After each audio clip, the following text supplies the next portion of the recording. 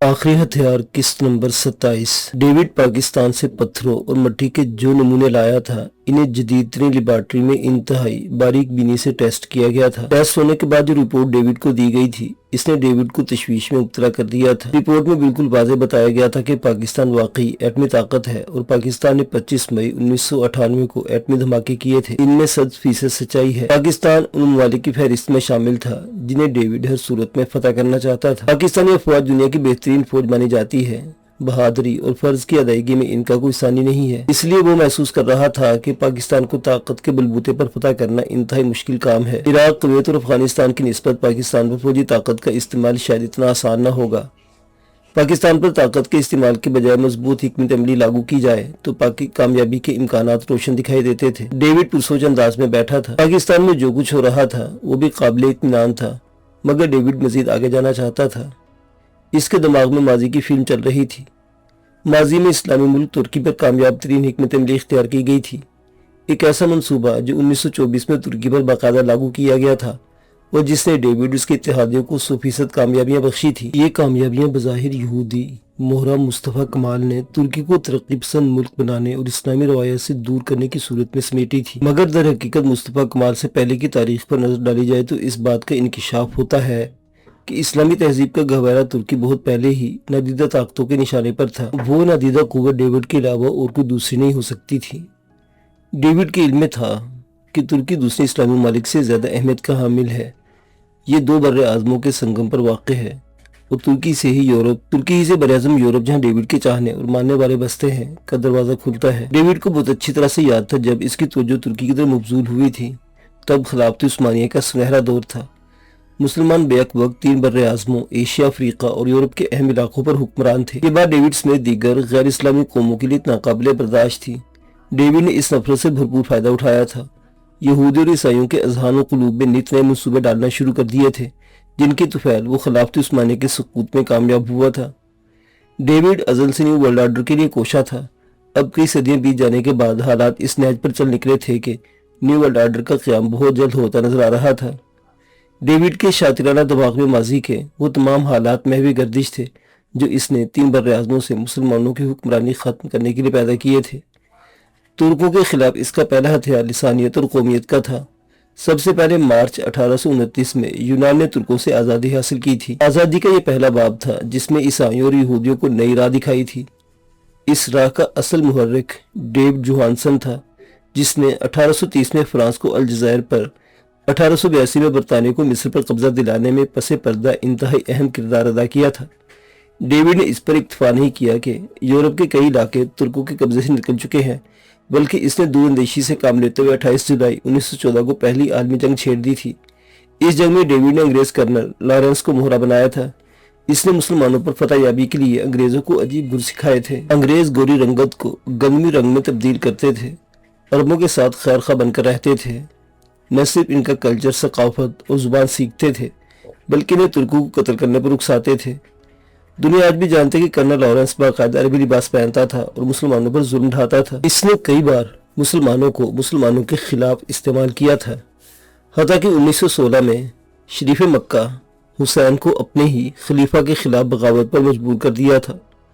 यूँ देखते देखते इराक, मिस्र, शाम, उर्दन और फलस्तीन तुर्कों के कब्जे से निकल गए थे। तुर्की जब अपनी महदूद सरहदों पर सिमट आया, तब डेविड को एक ऐसा शख्स दरकार था जो दर पर्दा के इशारों पर नाचता और सर पर तुर्कों का इनकलाबी लीडर होता। इसके लिए डेविड ने मुस्तफ़ा कमाल का इंतखाब किया था, जिसने अतातुर्क यानी तुर्कों का बाप का लक़ब पाया था। अतातुर्क ने तुर्की के सियासी, समाजी, कानूनी और तालीमी निज़ाम में तब्दीली का तहलका मचा दिया, जिंदगी के हर शोबे को जदीद तर्ज पर बदल दिया था। ये मौका था जब डेविड के शातिराना दिमाग ने इस्लामी कानून की जगह सेकुलर निज़ाम को फ़रोग़ दिया था। कौम परस्ती को इस तरह हवा दी थी कि तुर्की ज़ुबान से अरबी और फ़ारसी के न सिर्फ हरूफ हज़फ कर दिए गए, बल्कि इसका रस्मुल ख़त भी लातीनी बना दिया गया था। तुर्कों ने मुस्तफ़ा कमाल की शय पर अपने माजी से यकदम क़तई ताल्लुक़ कर लिया था। यह नए जदीद इनकलाबी नारे का सहारा लिया गया था, जिसकी बिना पर कौम परस्ती, जमहूरियत पसंदी, इस्लामी रस्म व रिवाज से लातल्लुक़ी परवान चढ़ी थी। इस्लाम परस्ती के नारे में मुस्तफ़ा कमाल ने महज 6 बरस में तुर्की का मुकम्मल ढांचा बदल दिया था। डेविड ने मगरबी ममालिक के शातिर ज़हनों के साथ मिलकर ऐसा खेल खेला था कि तुर्की जिसे اسلامی دنیا میں قدر و منزلت کی نگاہ سے دیکھا جاتا تھا، وہاں مساجد اور مذہبی اداروں میں عربی زبان کا استعمال تک ممنوع قرار دیا گیا تھا۔ ترکوں کی بدقسمتی اس سے بڑھ کر اور کیا ہونا تھی کہ اذان اور نماز و تلاوت کے لیے بھی عربی زبان کو ممنوع قرار دیا گیا۔ مغرب کے شاطر ذہنوں نے انہیں قوم پرستی کا نعرہ سونپ کر ترکیت کا ایسا گرویدہ بنا دیا کہ وہ اسلامی معاشرے سے دور ہوتے چلے گئے۔ ڈیوڈ اب جب بھی ترکی کی کشادہ سڑکیں، نائٹ کلب، ناچ گانے کے اڈے اور تھیٹر دیکھتا تھا تو اس کامیابی پر فخر محسوس ہونے لگتا تھا۔ اب ایک ایسا ہی پلان پاکستان پر آزمایا جا رہا تھا جو دھیرے دھیرے اسلام کے گڑھ پاکستان پر پنجے گاڑ رہا تھا۔ تھامس، میں اس لیبارٹری کے اب تک خفیہ رہ جانے پر حیران ہوں۔ امریکی مائنہ سائنسدان ول ڈیورنٹ نے پارک کے مرکزی دروازے پر لہجے پر رک کر کہا۔ تھامس اسے مسکرا کر دیکھا۔ انہیں دروازے پر اتارنے والی گاڑی آگے بڑھ چکی تھی۔ تھامس بولا، آپ اس لیے حیران ہیں کہ یہ لیبارٹری مونٹریل کے وسط میں عوامی پارک کے اندر بنائی گئی ہے؟ ہاں بالکل، انتہائی اہم لیبارٹری کا اس طرح شہر کے بیچ میں قیام راز افشا ہونے کا باعث بن سکتا ہے۔ باتوں کے دوران وہ دونوں پارک کے اندر داخل ہو چکے تھے۔ پارک میں باڑ و درختوں کے درمیان گھری ایک قدیم عمارت بنی ہوئی تھی۔ یہ قدیم عمارت دراصل دنیا میں انتہائی اہم کردار ادا کرنے والی خفیہ تجربہ گاہ تھی۔ دونوں کا رخ عمارت کی طرف تھا۔ تھامس ارد گرد کا جائزہ لیتے ہوئے بولا، اس پارک کے چاروں طرف باڑ لگا کر عوام کے لیے بند کر دیا گیا ہے، اور آپ دیکھ رہے ہیں کہ عمارت کو بھی باڑ اور درختوں سے اس طرح ڈھکا گیا ہے کہ باہر سے اس کا دیکھا جانا انتہائی مشکل ہے۔ تھامس نے گردن موڑ کر ول ڈیورنٹ کو دیکھا اور بات جاری رکھتے ہوئے بولا، اصل میں ابتدائی تجربات کے لیے ڈاکٹر وائٹ کو ایسی عمارت درکار تھی جس کے ارد گرد عام شہری کو آنا جانا ہو، کیونکہ پہلا تجربہ انہی عام چلتے پھرتے لوگوں پر کیا گیا تھا۔ ڈاکٹر وائٹ لیبارٹری کے انچارج سائنسدان ایون کیمرون کو ہی کہتے ہیں نا؟ جی ہاں، ڈاکٹر وائٹ اس کا کوڈ نام ہے۔ تھامس نے اس بات میں سر ہلاتے ہوئے کہا۔ وہ عمارت کے قریب پہنچ چکے تھے۔ وہ جیسے ہی مرکزی دروازے کے پاس پہنچے وہ خود بخود کھل گیا، حالانکہ دروازہ خودکار نہیں تھا، یقیناً انہیں خفیہ کیمرے سے دیکھا جا رہا تھا۔ Welcome mister Thomas and Will Durant. اندر راہداری میں دو اشخاص ان کے استقبال کیے کھڑے تھے۔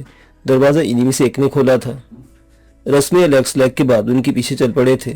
مختلف راہداریاں، ہال اور کمرے کراس کرنے کے بعد میزبان ڈاکٹر وائٹ کے پاس پہنچے تھے۔ اہم ترین پروجیکٹس کی کامیاب ترین نگران اعلیٰ ڈاکٹر وائٹ نے 5 دوسرے افراد کے ساتھ ان کا پرتقاق استقبال کیا تھا۔ ڈاکٹر وائٹ ایک مدت سے خواہش تھی کہ آپ سے ملاقات کروں، لیکن ہمیشہ مصروفیت آڑے آتی رہی۔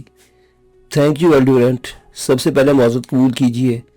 آپ کے دورے کو خفیہ رکھنے اور میڈیا کی نظر سے بچانے کے لیے آپ لوگوں کو کوئی پروٹوکول نہیں دیا گیا۔ ڈونٹ وری ڈاکٹر، ایسی باتوں کو مجھ سے بہتر کون سمجھ سکتا ہے جس نے ایک مدت سے اپنی اصل شکل آئینے میں نہیں دیکھی۔ اوہ، اس کا مطلب ہے ہم عظیم سائنسدان ول ڈیورنٹ کی اصل صورت دیکھنے سے محروم ہیں۔ سوری ڈاکٹر، بات سیکورٹی میڈیا کی آ جاتی ہے۔ ول ڈیورنٹ کی بات پر ڈاکٹر وائٹ محض مسکرا کر رہ گیا۔ میرے خیال میں بریک فاسٹ کر لیتے ہیں، گپ شپ تو لگتی ہی رہے گی۔ ڈاکٹر وائٹ کے معاون سائنسدان بریٹلی نے کئی رائے طلب نگاہوں سے دیکھتے ہوئے کہا، خیال برا نہیں ہے۔ ول ڈیورنٹ نے برف کے گالوں کی طرح سفید بھویں اچکاتے ہوئے جواباً کہا۔ وہ سب مسکراتے ہوئے کھانے کی ٹیبل پر چلے گئے، جہاں 15 منٹ میں انہیں پرتکلف بریک فاسٹ سرو کر دیا گیا تھا۔ اس دوران تھامس نے اصل موضوع چھیڑ دیا تھا۔ ڈاکٹر، آپ کے علم میں ہمارے وزٹ کا مقصد تو ہوگا؟ جی ہاں مسٹر تھامس، اس ضمن میں ہمارے آفیشیل سے میٹنگ بھی ہو چکی ہے۔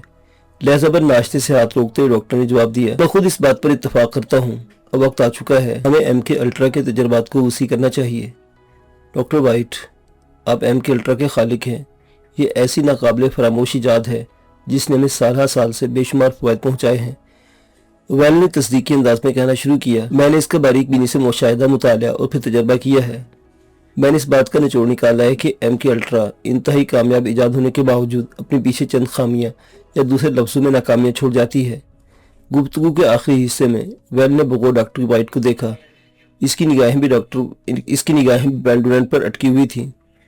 آپ بلا جھجک اس موضوع پر بات کر سکتے ہیں، کیونکہ چند خامیاں خود میں نے بھی نوٹ کی ہیں، انہیں دور کرنے کے لیے ہم تجربے سے گزرے ہیں۔ ڈاکٹر وائٹ، ایم کے الٹرا کے ذریعے آپ اپنے مطلوبہ فردی افراد پر ہائی فریکوینسی مائکرو بیمز کا خروج کرتے ہیں۔ تیز ترین شعاع اپنے ہدف کی طرف پرواز کرتے ہوئے اسے اپنے حصار میں لیتی ہیں، اور یہ حصار اس قدر توانا اور مضبوط ہے کہ وہ ہزاروں میل دور ہونے کے باوجود آپ کے ٹراس میں آ جاتا ہے۔ آپ اس کے شعور کو گویا مٹھی میں بند کر لیتے ہیں، پھر آپ شعور کو منچاہا پیغام سینڈ کرتے ہیں۔ شعور پیغام لاشعور کو منتقل کرتا ہے، لاشعور ہی اس سے وہ کام کرواتا ہے جو آپ کا حکم ہوتا ہے۔ میں ٹھیک کہہ رہا ہوں؟ بالکل ویل، ایسی ہی بات ہے۔ جن افراد کا شعور ہمارے کنٹرول میں آ جاتا ہے وہ ہمارے تابع ہو جاتے ہیں۔ ہم جیسا کہتے ہیں ویسا کرتے ہیں۔ ابتدائی تجربہ اسی پارک کے ارد گرد منڈلاتے لوگوں پر کیا گیا تھا جو 100% کامیاب رہا تھا۔ جو افراد ہمارے ٹرانس میں آئے تھے انہیں ہم نے باہم لڑنے کا حکم صادر کیا تھا جو انہوں نے منوان قبول کیا تھا۔ اس کے بعد تجربے کا دائرہ وسیع کرتے ہوئے کینیڈا کے دور دراز علاقے کا انتخاب کیا گیا جہاں مین شاہراہ پر کار ڈرائیور کو ٹرانس میں لیا گیا تھا۔ اس حکم دیا کہ وہ جس ٹریک پر جا رہا ہے اس ٹریک پر گاڑی واپس ٹرن کر لے۔ ہم دیکھنا چاہتے تھے کہ ہماری فرما برداری میں وہ جان لیوا خطرناک کام کر سکتا ہے، اور ہمیں دیکھ کر خوشی ہوئی کہ اس نے حکم کے عین مطابق گاڑی ٹرن کر کے رانگ سائڈ پر بھگانا شروع کر دی تھی۔ یہ انتہائی خطرناک عمل تھا جس سے کئی حادثات رونما ہو سکتے تھے، اس لیے اسے دوسرے سگنل پر رک جانے کا حکم دیا گیا۔ اس دوران ٹریفک پولیس اس کے تعاقب میں لگ چکی تھی۔ میں سمجھتا ہوں یہ اس کا شور ڈبل مائنڈڈ کا شکار تھا۔ ایک تو پولیس کے ہاتھوں گرفتاری کا خوف مسلط تھا، دوسری طرف ہمارا حکم کے بجا آوری کا بوجھ بہرحال اس پر خوف غالب آ چکا تھا۔ اس نے گاڑی روکتے روکتے بھی تقریباً 50 کلومیٹر کا راستہ رانگ سائڈ پر چلتے ہوئے طے کر لیا تھا، اور یہ تو انتہائی خطرناک ثابت ہوا ہوگا۔ اتفاق سے وہ ماہر ڈرائیور تھا اور خوش قسمتی سے کسی بھی ایکسیڈنٹ سے بچ نکلا تھا۔ اس تجربے سے آپ کو 50% کامیابی حاصل ہوئی۔ 50% کامیابی سے ہم بھی مایوس نہیں ہوئے تھے۔ ہم نے تجربہ گاہ میں شعاؤں پر باریک بینی سے اثر نو کام شروع کیا۔ مزید 1 سال ان پر انتھک محنت کی جس کا خاطر خواہ ثمر ہمارے حصے میں آیا۔ ہم نے ویتنام کی جنگ کے دوران چند فوجیوں کے ذہنوں کو ٹراس میں لیا۔ 1 سال میں ہم چند قدم آگے بڑھے تھے۔ قبل ازیں ہمیں ہدف کی نگرانی کرنا پڑتی تھی، جبکہ اب ہم جسے ٹراس میں لیتے تھے اس کے حرکات و سکنات اپنے کنٹرول روم کی سکرین پر دیکھ سکتے تھے۔ ویتنام میں ہمارے 4 فوجی جوان ہدف میں تھے۔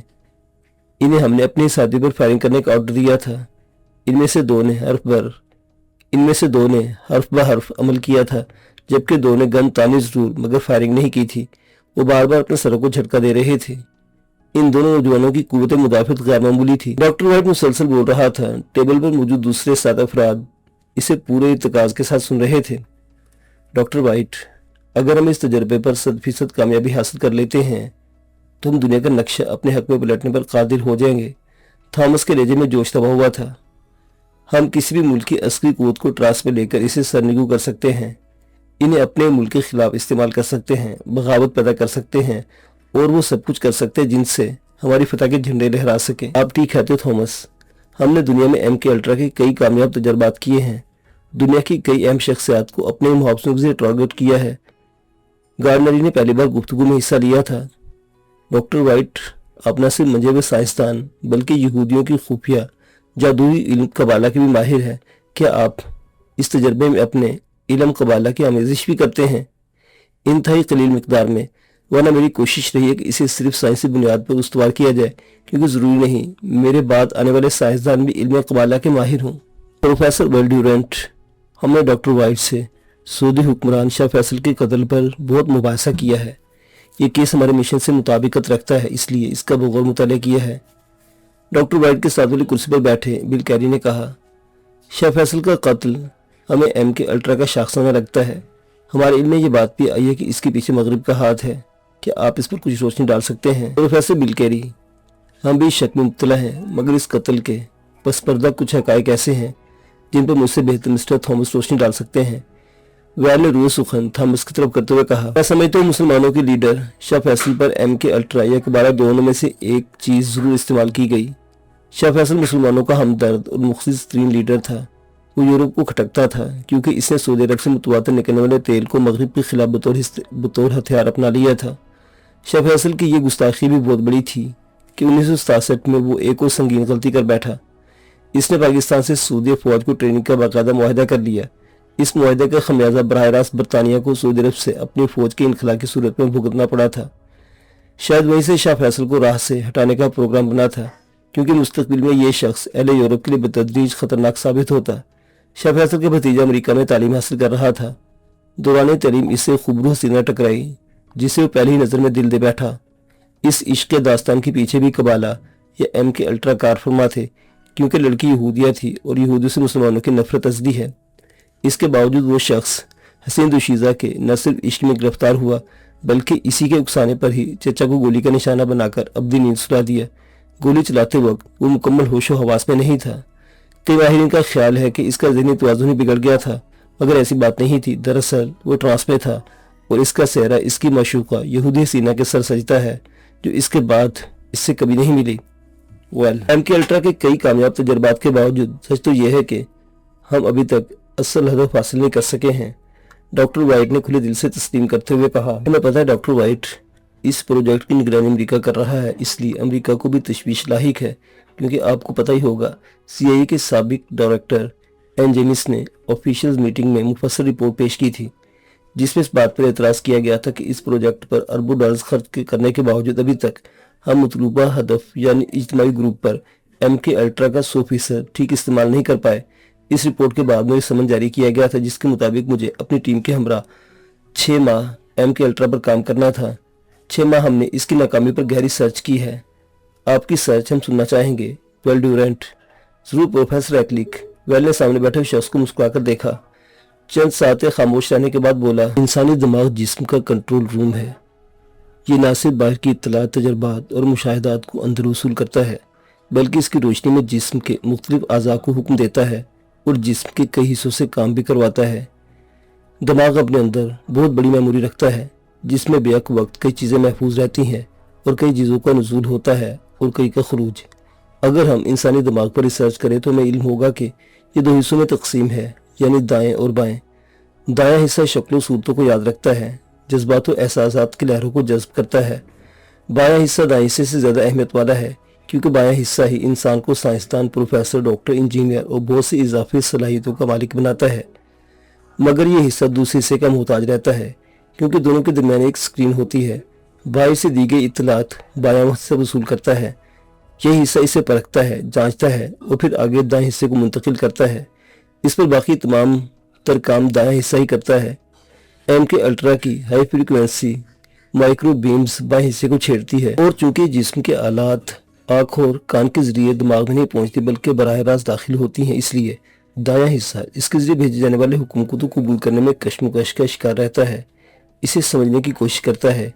ये कोशिश मुख्तलिफ इंसानों के दिमागों में मुख्तलिफ नोयत की होती है, क्योंकि हर इंसान का अपने दिमाग में मजहब, अकायद, यादाश्त और रुझानात होते हैं। इसलिए कुछ दिमाग इस कश्मकश में मुब्तला रहते हैं, कुछ इसे इब्तदाई हिस्से को रद्द कर देते हैं और कुछ कबूल करके आगे बढ़ा देते हैं। इसलिए हमारे ट्रांसशुदा अफराद में से कुछ दुरुस्त काम करते हैं, कुछ नहीं करते या आधा करते हैं। वेल डूलर ने रुककर हाज़रीन महफिल को देखा। तमाम अफराद की दिलचस्पी बरकरार थी। बात जारी रखी मिस्टर वेल, डॉक्टर वाइट से खामोश देखकर कहा। वेल डूलर सर हिलाया, फिर आगे गोया हुआ। MK अल्ट्रा 100% नतीजे हासिल करने के लिए हमने माइक्रोचिप का सहारा लेने का फैसला किया है। माइक्रोचिप? डॉक्टर वाइट ने मुतफक्किर अंदाज में ज़ेरे लब कहा। वेल डूलर सिलसिला कलाम जारी रखते हुए बोला, जैसा कि आप तमाम हज़रात को मालूम है, न्यू वर्ल्ड ऑर्डर के जरिए मिस्टर डेविड ने बरकी टैग और माइक्रोचिप ईजाद की हैं, जो कुर्रा अर्ज के हर फर्द पर सोर्स सिग्नल पैदा करती हैं। इन बरकी टैग और माइक्रोचिप के सिग्नल सबसे निचले मदार पर मौजूद हमारे सैटेलाइट्स पकड़ते हैं। फिर ये बरकी टैग जहाँ भी होती है वो एरिया और वो शख्स हमारी मुकम्मल निगरानी में होता है। ऐसी बरकी टैग या माइक्रोचिप तो आजकल smart card, credit card, phone card, mobile SIM, national ID card में फिट हो चुकी हैं। आपका कहना दुरुस्त है बिल कैरी, इसलिए हमने इन माइक्रोचिप का इस्तेमाल जरूरी समझा है। डॉक्टर वाइट ने एक तवील हंकारा भरा। मैं आपकी बात बहुत अच्छी तरह समझ गया हूँ। Thank you doctor white. चूँकि MK अल्ट्रा यह बाकायदा प्रोजेक्ट चल रहा है, इसलिए मुझे भेजा गया है कि मैं आप लोगों के साथ मिलकर MK अल्ट्रा का बरकी टैग और माइक्रोचिप के साथ इम्तिजाज का तजर्बा करूँ। मिस्टर थॉमस की ड्यूटी मुझे यहाँ पहुँचाने तक थी। इन्हें कल की फ्लाइट से जाना होगा। हमारी कोशिश होगी मिस्टर वेल कि इस बार हम अपने तजर्बे में 100% कामयाब हों। मेरे ख्याल में अब हमें कुछ आराम की ज़रूरत है। डॉक्टर वाइट ने कहते हुए कुर्सी छोड़ दी।